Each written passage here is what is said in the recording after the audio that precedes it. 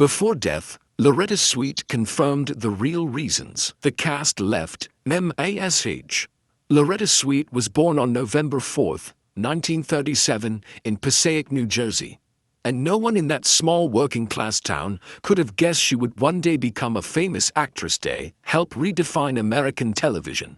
Her parents were Polish immigrants, quiet, humble, practical people. And yet from the start, Loretta was anything but quiet. She had a voice that filled a room and eyes that burned with conviction. While most girls in her neighborhood dreamed of marriage and stability, Loretta dreamed of lights, bright ones, and of a world far bigger than Passaic could ever offer.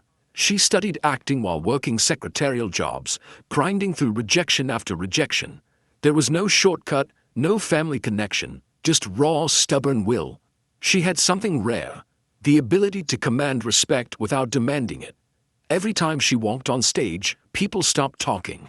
Years later, that same energy would turn a one-dimensional caricature, Hot Lips Houlihan, into one of the most complex, emotionally charged women ever seen on television. But before the fame came, the fight. And behind every laugh track, there was a war. Not in Korea, but on set. And for Loretta Swit, that war was just beginning. When MASH premiered in 1972, it didn't look like a hit. It was odd. A war comedy about doctors in a mobile army hospital. Too funny to be serious. Too serious to be funny. The network didn't know what to do with it. But something happened. Audiences started watching and feeling. Unlike most sitcoms of the time, MASH didn't shy away from pain. It laughed at the absurdity of war, but never forgot the cost. One minute you'd burst out laughing. The next, you'd sit in silence, realizing what those laughs were covering up. And that balance, that razor's edge between humor and heartbreak, changed television forever. Alan Alda's Hawkeye became the wisecracking conscience of the show. Wayne Rogers brought warmth and rebellion as Trapper John. And Loretta Swit, she became the heart, the one who carried both discipline and desire in every glance. Major Margaret Hot Lips Houlihan started as a cliché, the tough, uptight army nurse.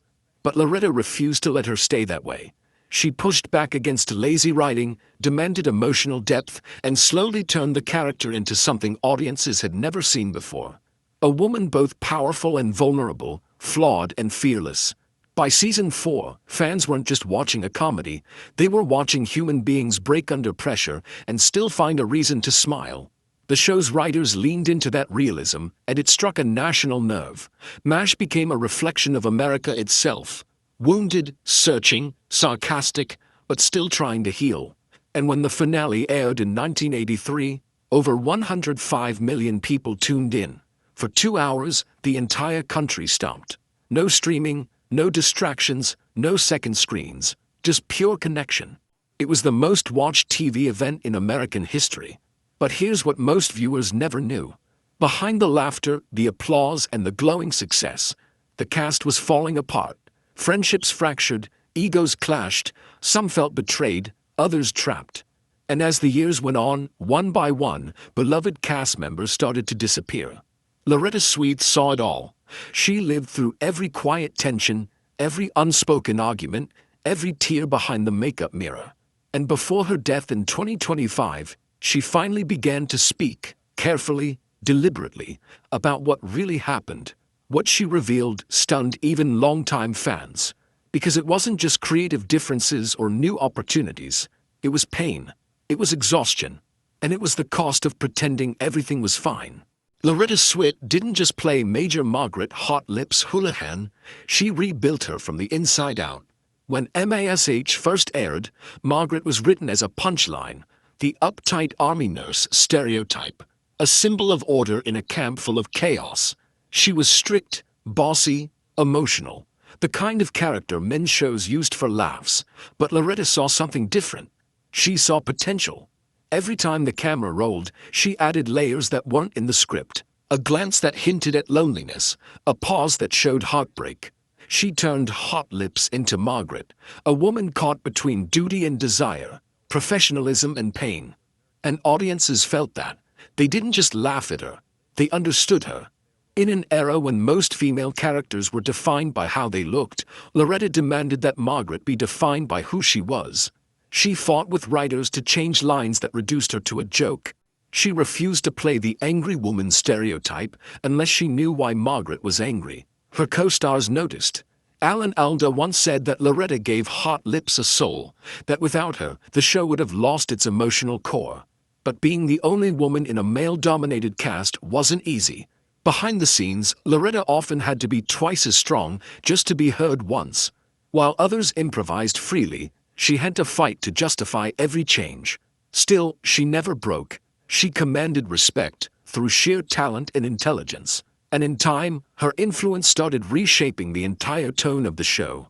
The writers began exploring deeper emotional stories, not just for Margaret, but for everyone. Her courage gave permission for vulnerability, even among the men who'd built their personas around sarcasm and jokes. But here's the part that few people know. That same strength, the power that made Loretta Swit unforgettable, also made her dangerous to the system she worked in. Hollywood wasn't ready for a woman who could change a story just by standing still, and the more control she gained over her character, the more tension began to build behind the scenes. Because in a show about war, the real battle was happening off camera, and Loretta Swit was right in the middle of it.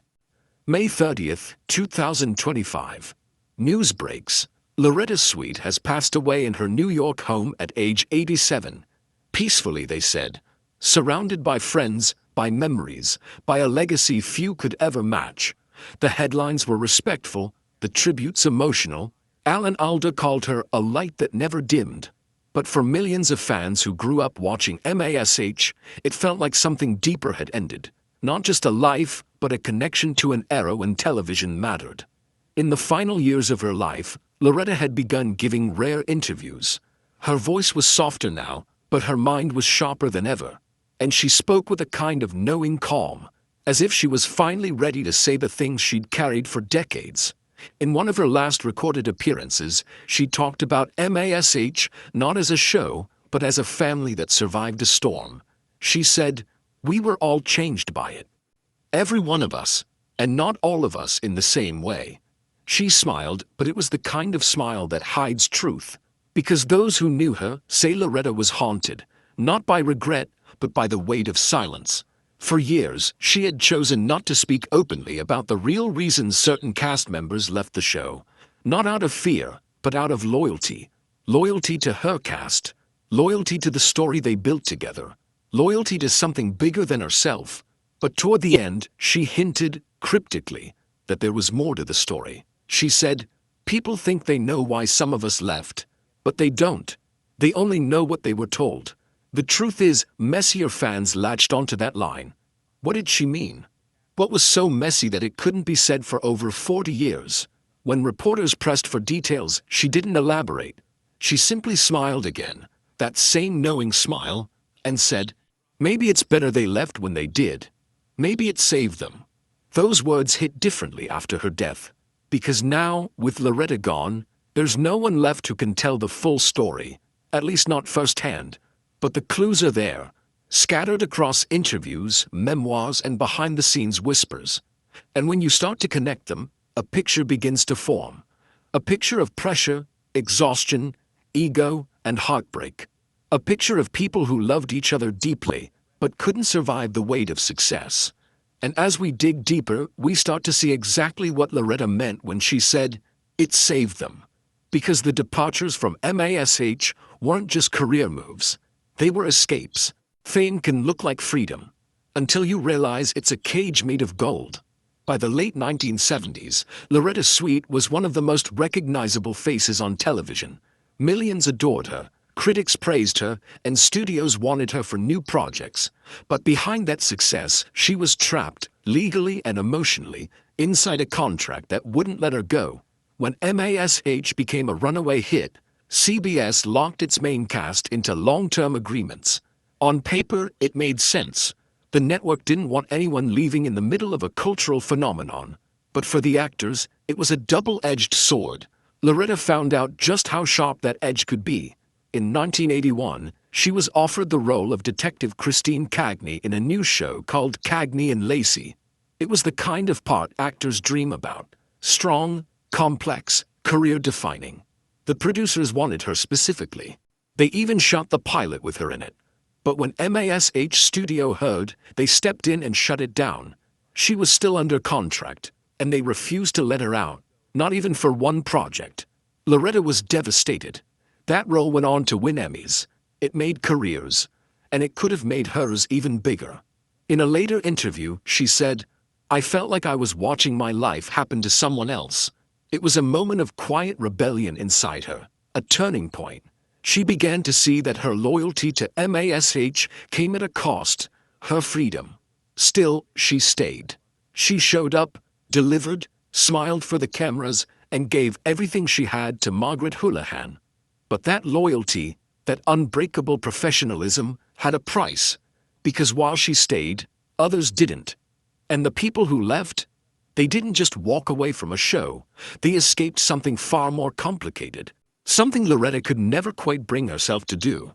And soon, those escapes would start a chain reaction that would shake the entire cast. Every show has a center of gravity, and on MASH, that center was Alan Alda.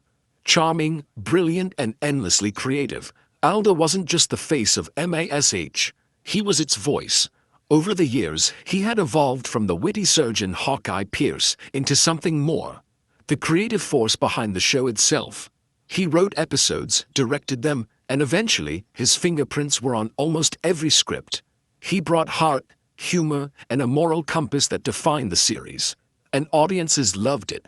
But behind the curtain, that power came with a shadow. As Alda's influence grew, so did quiet tension among the cast. Some felt the show was slowly turning into the Alan Alda Show. Characters who once had equal weight began fading into the background. Wayne Rogers, who played Trapper John, was one of the first to feel it. He joined MASH, thinking it was about a team of doctors, two equals in chaos. But the script started to tell a different story. Hawkeye got the big speeches, the emotional arcs, the depth. Trapper became the sidekick. And Wayne wasn't the kind of man who could smile and pretend it didn't bother him. There were creative disagreements, heated ones. He wanted to explore his character more, to show layers beyond comic relief. But in a writer's room where Alda had the final word, that wasn't easy. By the third season, the tension had reached its breaking point. Rogers walked away. No big fight, no farewell episode. Just gone. And the network didn't even own his contract. He had refused to sign it when he realized how little control he'd have. Loretta later reflected on that time, saying, "Wayne was right. He knew what was happening before the rest of us did, because it wasn't just about screen time. It was about creative gravity. Alan Alda was brilliant. No one doubted that. But his presence was so strong that it bent the show around him. And not everyone could survive the pull. For some, it was inspiring. For others, suffocating. And as Alda's vision of MASH deepened, more serious, more moral, more introspective, the tone of the show changed. It wasn't the light, chaotic comedy it once was. It became a mirror to human suffering, powerful but heavy. And that shift would soon drive others to question if they still belong there. Because when one man becomes the heartbeat of a show, everyone else starts wondering if they still have a pulse. Wayne Rogers didn't storm off the set of MASH in anger. He didn't make a scene. He didn't give an emotional farewell. He simply disappeared. To fans, it seemed like another Hollywood mystery. One season he was there, the charming Trapper John, Hawkeye's partner in chaos, and the next he was gone without a goodbye. But behind the curtain, Wayne's exit wasn't sudden. It was a slow, calculated act of rebellion, and maybe of self-preservation. In the beginning, Rogers and Alan Alda were equals. MASH was supposed to be about two surgeons balancing madness with humor, two halves of the same soul. But as the show grew, that balance shifted. Hawkeye became the philosopher, the voice of conscience, the emotional core. Trapper John, he became a supporting character in his own story. Rogers noticed. He started questioning the scripts. Why was Trapper's dialogue shrinking? Why were his storylines cut down while Alda's expanded? And every time he pushed back, he was told the same thing. That's just the direction the show's going. But Wayne was too smart to accept that. He saw what was happening. A subtle shift of power that would eventually define MASH forever. Off camera, the tension grew thicker. Wayne respected Alan deeply, but he couldn't ignore the creative imbalance. He was funny, sharp, and quick, but his best material was getting rewritten or dropped. Loretta Swit once said in an interview, "Wayne was one of the kindest men on set, but you could see the frustration in his eyes. He felt invisible. So, when his contract came up, he did something bold. He refused to sign. He walked away quietly, without a public fight, without a goodbye episode. Just a clean break." The studio was stunned. They couldn't even sue him, because technically, he'd never been under contract. For the first time, someone had stood up to the machine, and won. But his departure left a mark. The chemistry that had defined MASH in its early years, the fast, witty back and forth between two best friends, was gone, and fans felt it instantly. Trapper John wasn't just another character leaving a TV show. He was the soulmate to Hawkeye's sarcasm, the one who balanced the darkness with charm. And when he left, something in the show shifted forever. Loretta later said, "When Wayne left, it was like a piece of the heartbeat went with him." She wasn't exaggerating, because after that, MASH got quieter, more serious. And for some, that seriousness would become unbearable. McLean Stevenson was the kind of man people instantly liked. He was warm, gentle, funny, the kind of guy who could walk into a room and make everyone laugh without even trying. As Lieutenant Colonel Henry Blake, he gave MASH its moral center. He wasn't perfect. He was confused, homesick, and overwhelmed. But that was the point. He was every soldier who just wanted to go home. Fans adored him. His awkward charm, his soft voice, the way he tried to hold everything together. Henry Blake was the calm in the storm. But by season 3, McLean felt something was off. Like Rogers, he began to notice that the show was changing. Darker, more introspective, and increasingly centered on Hawkeye. The comedy that once defined MASH was fading, replaced by weightier moral messages. He loved the show, but he missed the laughter. He wanted more light, more balance, more heart. Instead, every season felt heavier. And then came the breaking point. The decision that would define not just his career, but one of the most shocking moments in television history. McLean told the producers he wanted out, not because of ego or conflict, but because he needed freedom. He felt stuck, limited, unable to grow as an actor. He said he loved everyone on set, but he couldn't breathe in the same skin anymore. The producers agreed, but with one condition: his exit would be unforgettable.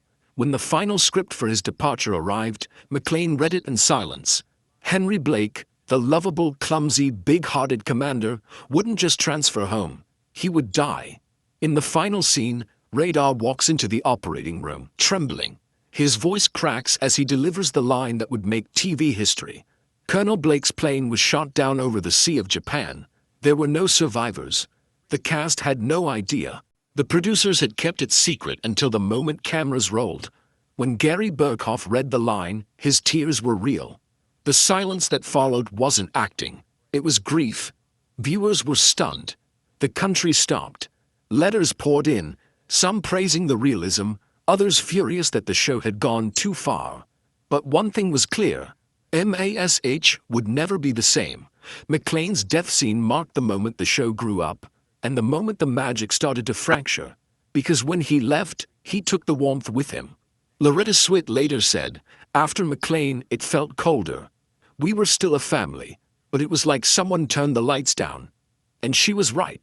From that point on, MASH became less of a comedy and more of a mirror, one that reflected everything human, raw, and broken. But with every new reflection came another crack in the glass. And soon, even more beloved faces would walk away, each carrying their own private reasons and their own quiet pain. Larry Linville is born to make people uncomfortable, but not in the way you think. He wasn't loud or arrogant or cruel. He was precise, smart, a perfectionist who understood timing better than most comedians alive. On screen as Major Frank Burns, he was that guy everyone loved to hate. Uptight, jealous, absurdly patriotic, and secretly fragile. The audience laughed at him. His co-stars rolled their eyes at him. But Larry? He knew exactly what he was doing. He built Frank Burns to be detestable, but believable. Every sneer, every awkward pause, every meltdown, Larry shaped it like a craftsman carving wood. He once said, "I wanted people to recognize a little of themselves in Frank, and not like it." But here's what most fans never realized. Larry Linville hated playing Frank Burns. By season 5, he felt trapped inside the role. Frank never grew, never evolved, just the same cowardly jokes on repeat. And for an actor who'd trained in Shakespeare and studied human psychology, that was torture. Behind the scenes, Larry started pulling away. He'd stay quiet on set, do his lines, and vanish as soon as the camera stopped rolling. Friends said he'd sit in his trailer, staring at the script, shaking his head, not out of arrogance, but disappointment. He wanted Frank to change, to fall apart, to redeem himself, to show that even the most ridiculous man could have depth. But the producers didn't want that. Frank was the comic relief, and they needed him that way. The tension wore him down. He started losing weight. His laughter, the real one, became rare. Alan Alda once recalled, "Larry was brilliant. He made Frank human, even when the writing didn't. But he was tired, you could feel it." So when his 5-year contract ended, Larry didn't renew it. He didn't argue. He didn't make a speech. He just said, "I've done all I can do with this guy," and walked away. The studio begged him to stay. The fans wrote letters. But Larry knew staying would mean repeating himself until he forgot why he'd started acting in the first place. His final episode aired quietly, with Frank being written off as having a nervous breakdown and sent home. No goodbye party, no tearful farewell. Just gone. But something strange happened after he left. Fans missed him. Not because they loved Frank, but because they realized MASH needed villains like him to feel real. Without Frank, the chaos felt too calm. Larry's absence reminded everyone that even the bad guys make the story human. Years later, Loretta Swit said something that hit hard. Larry wasn't Frank Burns. He was the opposite. Gentle, thoughtful, the kindest man on set. Maybe that's why he could play someone so awful so perfectly. And maybe that's why his departure hurt in ways fans didn't expect. Because for the first time, the laughs felt heavier. And the silence afterward even heavier still. Gary Burghoff is born with a gift, not just for acting, but for empathy. From the moment he appeared on MASH as Radar O'Reilly, the sweet, naive clerk who seemed to hear orders before they were spoken, fans fell in love instantly. Radar wasn't just a character, he was innocence itself, trapped in the madness of war. But the truth behind Gary's exit from the show was anything but innocent. It was exhaustion. Pure, soul-deep exhaustion. The kind that fame can't fix. At first, Gary loved playing Radar. He gave the show heart. The boy who cared about every wounded soldier, every stray dog, every broken moment. But as years passed, the irony hit him. While Radar never aged, Gary did. He was nearing 40, still playing a kid. Loretta Swit later said, "Gary had this gentle spirit. But he was worn out. You could see it in his eyes. The long hours, the emotional scenes, the constant tension behind the camera, it all took a toll. Gary had a young family at home, and he was missing everything.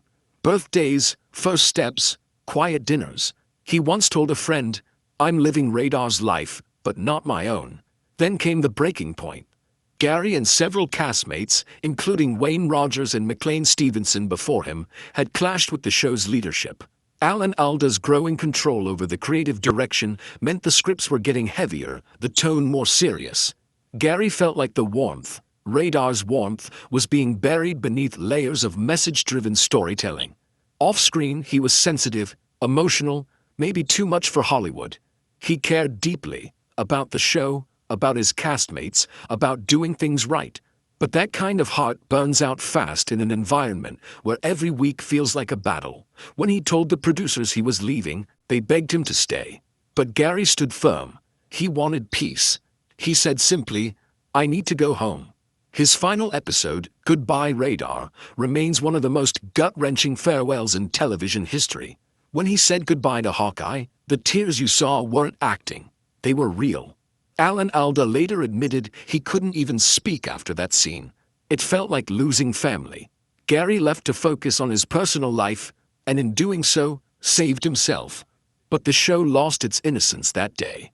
Radar had been the bridge between the chaos and the compassion, the reminder that humanity could survive anything. Without him, MASH felt a little darker, a little older, and Loretta Swit, years later, said it best. When Radar left, we all felt it. The camp got quieter, not because we lost a character, but because we lost our heart. MASH may have looked effortless on screen, but behind the camera, it was anything but. Fans saw laughter, camaraderie, and perfect comic timing. What they didn't see was the pressure building quietly, like a storm before it hits. For over a decade, the cast lived, breathed, and sometimes fought in the same cramped sets and trailers. Long hours under hot studio lights turned small disagreements into arguments. Lines were rewritten on the fly, personalities clashed, and creative visions collided. Loretta Swit often found herself in the middle, not as a referee, but as a peacemaker. She once explained, "People forget this was 11 years of living together almost 24/7. It was intense. Some days, just smiling at each other felt like an achievement." Alan Alda's growing influence only intensified these tensions. He was brilliant, compassionate, and dedicated. But he was also shaping the show around his vision. Scenes were rewritten, dialogue shifted, and actors like Wayne Rogers, McLean Stevenson, and Gary Burkhoff sometimes felt their characters slipping into the shadows. Even the writers felt the pressure. Ken Levine, a former MASH writer, recounted how episodes were sometimes shot in extreme cold just to keep actors too distracted to argue with the lines. Humor or harshness aside, it was a constant push and pull between creativity and control. Despite all this, the cast delivered brilliance week after week. On-screen harmony masked off-screen chaos. And that tension, that friction, created moments that were raw, unpredictable, and unforgettable. The drama behind the scenes wasn't scandalous. It was human. It was ambition clashing with loyalty, creativity bumping against exhaustion, and the delicate balancing act of making television history while keeping personal sanity intact.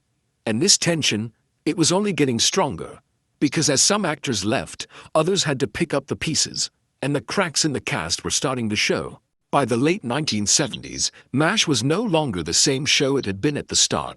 The cast had evolved, the scripts had matured, and the pressures behind the camera were mounting. For the remaining actors, including Loretta Swit, it became a delicate dance.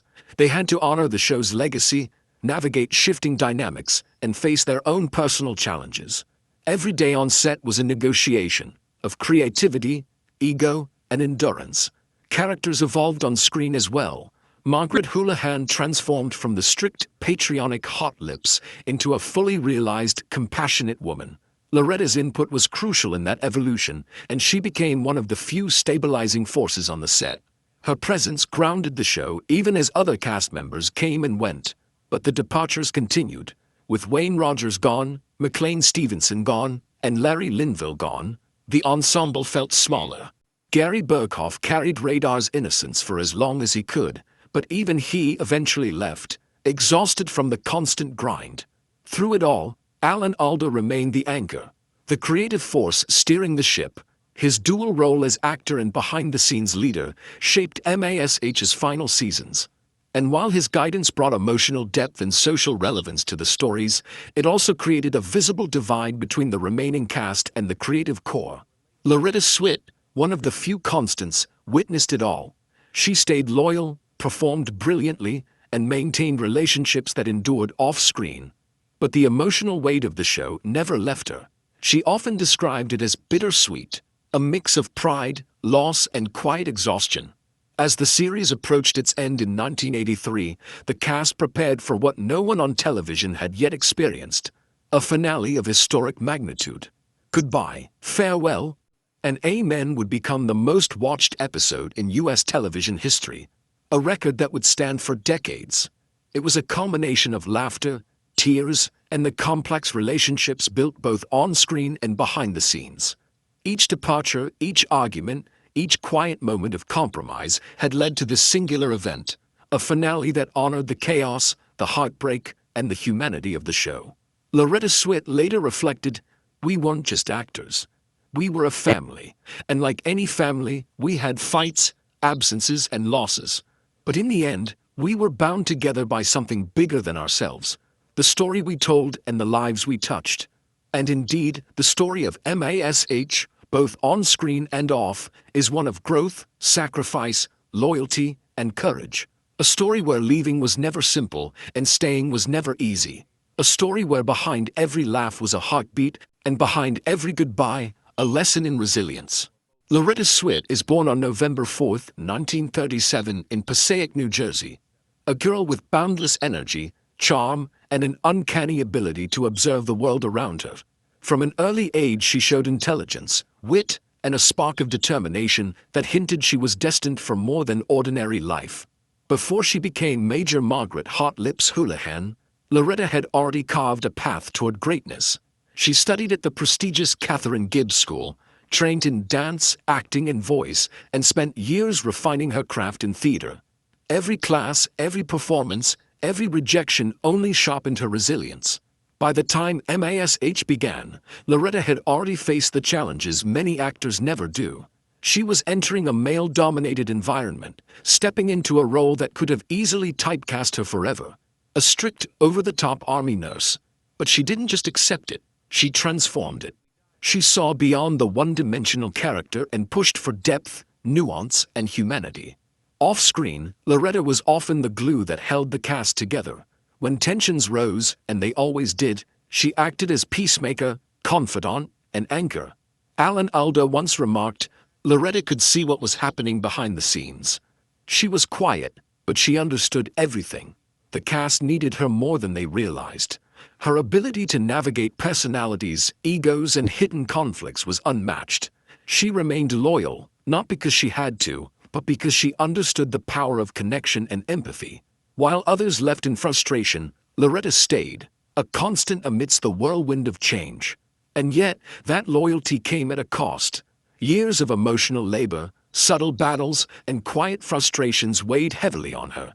She carried the camp spirit in her, ensuring every episode, every interaction, stayed true to the heart of MASH.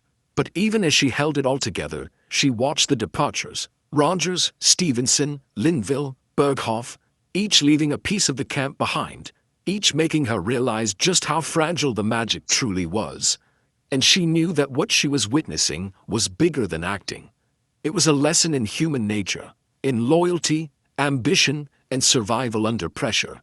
Because staying wasn't just about playing hot lips. It was about holding a family together when the world behind the camera was quietly unraveling. Alan Alda didn't just play Hawkeye Pierce, he became the beating heart of MASH. Charismatic, witty, deeply emotional, he was the voice of conscience, humor, and humanity. But as his character grew, so did his influence behind the scenes. Alda wasn't content to merely act. He wrote, directed, and shaped the tone of the series. To fans, this was a blessing. Episodes gained depth, tackled social issues, and balanced comedy with profound emotion. Hawkeye's arc became iconic, unforgettable, and sometimes painfully real. But behind the scenes, this shift created tension. The show was no longer an ensemble. It was a stage built around one actor. Characters that once shined in harmony began to fade into the background. Writers and actors alike sometimes felt sidelined, their creative voices muffled under the weight of Alda's vision. Loretta Swit, ever perceptive, noticed the delicate balance slipping. She admired Alda's genius, but she also felt the strain on her own character and her co-stars. She often acted as mediator, ensuring the relationships remained intact while the creative currents shifted around them. Some cast members left quietly, unable to reconcile their talents with the changing focus. Others stayed, adapting, resisting, or compromising. Alan's influence was both a shield and a storm. It elevated the show, but it also pushed some of its original magic to the edge. Swit later reflected on this with remarkable clarity. Alan shaped the show, yes, but the cost was real. People felt left out. I felt it myself sometimes. But he also reminded us why we started, to tell stories that mattered. The Hawkeye factor was a paradox, a force that both saved and reshaped MASH. It was brilliance and pressure intertwined, a reminder that genius rarely exists without friction. And in those moments, as cast members weighed leaving or staying, Sweet's steadfast presence became more critical than ever. Because while Hawkeye was the heart of the show, Loretta's insight, loyalty, and subtle leadership kept the pulse steady, ensuring the camp's human spirit remained alive, even as the cracks began to show. And those cracks would eventually reveal the full story behind the departures. Loretta Swit passed away on May 30th, 2025 at the age of 87, leaving behind a legacy far richer than any television role could ever capture. To the world, she was hot lips, sharp-tongued, witty, unforgettable. But behind the character was a woman who had quietly shaped television history, navigated enormous pressures, and stood her ground when others walked away. She didn't just act, she led. She held the spirit of MASH together through departures, tensions, and endless hours of production. She reminded everyone that loyalty, compassion, and subtle strength mattered as much as talent. Off-screen, Loretta was a pioneer in her own right. Long before activism became fashionable, she fought for animal rights with relentless dedication. She went vegan in 1981, championed cruelty-free causes, and used her voice to speak for those who couldn't speak for themselves. Her passion wasn't performative, it was principled, and it defined her life as much as any Emmy or award ever could. Even in her later years, Loretta continued to challenge herself creatively. She authored a needlepoint book, performed on stage, and embraced opportunities that pushed her beyond the comfort zone of Hollywood. Every project, every action reflected a woman who lived intentionally, thoughtfully, and fearlessly. But perhaps the most enduring part of her legacy isn't accolades, activism, or talent. It's truth. Before her death, Loretta spoke candidly about what had really happened behind the scenes of MASH. She didn't shy away from explaining why cast members left, why tensions flared, or how creativity and ego collided on set. Her words were honest, measured, and poignant. A final lesson in resilience, loyalty, and the human cost of artistry. Through her stories, we understand that television isn't just about laughs or ratings. It's about the people behind the camera, the emotional labor they carry, and the courage it takes to keep creating in the face of conflict, exhaustion, and constant change. Loretta Swit's life reminds us that leaving a mark isn't about fame or recognition. It's about purpose. It's about showing up, standing strong, and lifting others even when the world isn't watching. And as fans, we carry forward her legacy every time we remember the heart of MASH, every time we recall Hot Lips, not as a character, but as a symbol of dignity, strength, and unwavering humanity. Her presence was a gift, her impact was immeasurable, and her story, both on-screen and off, teaches us something timeless. True greatness isn't just what you do in the spotlight, but how you hold the light for others when it's dark. Loretta Swit didn't just leave behind memories, she left behind meaning.